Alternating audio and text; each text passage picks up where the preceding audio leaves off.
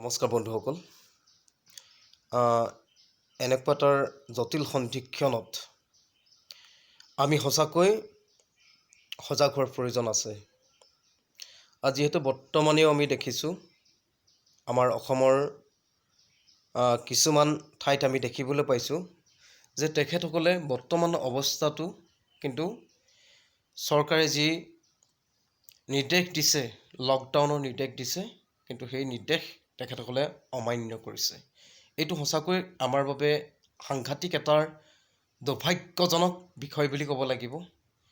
যিহেতু চৰকাৰখনে ইমান এটা সুন্দৰ পদক্ষেপ লৈ প্ৰত্যেকজন নাগৰিকৰ প্ৰতি চৰকাৰখনৰ যিহেতু এটা দায়বদ্ধতা আছে আৰু সেই দায়বদ্ধতা পালন কৰি চৰকাৰখনে লকডাউন দিছে কেৱল জনসাধাৰণৰ, যাতে জনসাধাৰণ সুৰক্ষিত হৈ থাকিব পাৰে।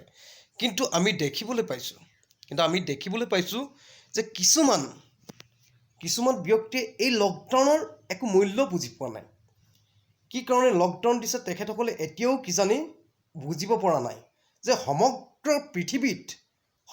পৃথিৱীতে এতিয়া COVID-19ৰ কাৰণে লাখ লাখ মানুহ আক্ৰান্ত হৈছে। হাজাৰ মানুহ COVID-19 আক্ৰান্ত হৈ মৃত্যুৰ মুখত পৰিছে। কৰোনা ভাইৰাছ প্ৰথম জন্ম হৈছিলে চীনত, আৰু চীনৰ পৰা এতিয়া সমগ্ৰ বিশ্বতে কৰোনাৰ যি আতংক, এই আতংক বৰ্তমান অসমতো অব্যাহত আছে। অসমত এজন কৰোনাৰ আক্ৰান্ত হৈছে, COVID-19 আক্ৰান্ত হৈছে, কিন্তু আমাৰ যিসকল কিছুমান মানুহ, এই মানুহসকলে কিন্তু এতিয়ালৈকে বুজি পোৱা নাই। গতিকে আপোনালোকক মই কাটৰ জোৰে অনুৰোধ কৰিছোঁ, ইমান এটা ডাঙৰ বেমাৰ, ইমান এটা ডাঙৰ ভাইৰাছ, যিটো নেকি আজিলৈকে ইমান এখন উন্নত ৰাষ্ট্ৰ আমেৰিকা, স্পেইন, এইবিলাক ৰাষ্ট্ৰই আজিলৈকে মোকাবিলা কৰিব পৰা নাই। এতিয়ালৈকে বৰ্তমান পৰ্যায়লৈকে মোকাবিলা কৰিব পৰা নাই। আমেৰিকাত আজি লাখৰো ওপৰত COVID-19 আক্ৰান্ত হৈ আছে। স্পেইনত আজি হাজাৰ মানুহ মৃত্যুৰ মুখত পৰিছে। ইটালীত আজি লাখৰ ওপৰত আক্ৰান্ত হৈ আছে, হাজাৰ মানুহ মৃত্যুৰ মুখত পৰিছে। ভাৰততো বৰ্তমান পৰ্যায়ত COVID-19 আক্ৰান্ত হোৱাৰ ব্যক্তি দিনক দিনে বাঢ়ি গৈ আছে।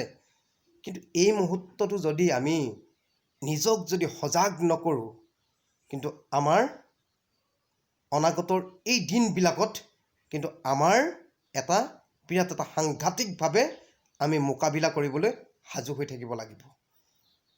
যিহেতু আপোনালোকে মনত ৰাখিব, আমাৰ বাবে আমাৰ মৃত্যুৰ দুৱাৰদলি হয়তো গেটৰ মুখতো ৰৈ থাকিব পাৰে। ই এনেকুৱা এটা ভাইৰাছ, এই ভাইৰাছটোৰ জৰিয়তে সাংঘাতিক ৰূপে বিয়পি যোৱাৰ এটা ভাইৰাছ।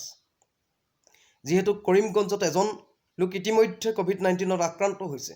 তেখেত হয়তো কিমান মানুহৰ সংস্পৰ্শলৈ আহিছে সেইটো বৰ্তমান পৰ্যায়লৈ জনা হোৱা নাই। আৰু সেই গতিকে আপোনালোক সজাগ হওক, আপোনালোক জাগ্ৰত হওক। ইয়াৰ অন্য আৰু কোনো প্ৰতিষেধক নাই।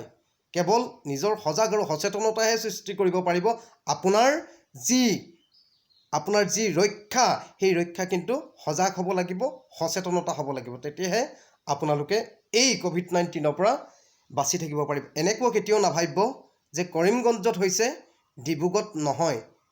তেনেকুৱা ধৰণৰ মনোবৃত্তি আপোনালোকে নল'ব। কৰিমগঞ্জত হৈছে, শিৱসাগৰত নহয়, তেনেকুৱা মনোবৃত্তি আপোনালোকে কেতিয়াও নল'ব। যে যোৰহাটত নহ'ব বা নগাঁৱত নহ'ব, তেনেকুৱা মনোবৃত্তি আপোনালোকে কেতিয়াও নল'ব।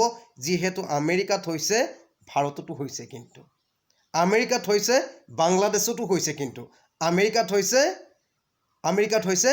কিন্তু পাকিস্তানতো হৈছে, সকলোতে হৈছে, চাইনাত হৈছে, ইটালীত হৈছে, স্পেইনত হৈছে, কানাডাত হৈছে, ক'ত নাই হোৱা। আৰু সেই গতিকে আপোনালোকে কেতিয়াও ভাবি নল'ব, যিহেতু এই ভাইৰাছটো সমগ্ৰ বিশ্বতে এতিয়া বিয়পি গ'ল। ইয়াৰ অন্য কোনো আমাৰ হাতত অন্য কোনো উপায় নাই, কেৱল লকডাউনৰ বাহিৰে অন্য একো উপায় নাই। আৰু সেই গতিকে আমি অনুৰোধ কৰোঁ, চৰকাৰখনে যিবিলাক তেখেতসকলে নীতি নিৰ্দেশনাৰ ধাৰ্য কৰি দিছে, সেই নীতি নিৰ্দেশনাক আপোনালোকে পালন কৰক, যিহেতু চৰকাৰে এনেকুৱা এটা জটিল সন্ধিক্ষণত আমাৰ প্ৰত্যেকজন নাগৰিকৰ প্ৰতি দায়বদ্ধতা আছে, আৰু সেই দায়বদ্ধতাৰ কাৰণেই চৰকাৰে এনে নীতি নিৰ্দেশনাৰ মানি চলিবলৈ আপোনালোকক বাৰে বাৰে আহ্বান জনাইছে। কিন্তু কিছুমান মানুহে বাৰে বাৰে এই আহ্বানক তেখেতসকলে কিন্তু ভেঙুচালি কৰিছে। সেই গতিকে কৈছোঁ, আপোনালোকে ভেঙুচালি কেতিয়াও নকৰিব। আপোনালোকৰ জীৱন ৰক্ষা কৰক। আপোনালোকৰ জীৱন আপোনালোকৰ হাতৰ মুঠিতেই আছে। ধন্যবাদ।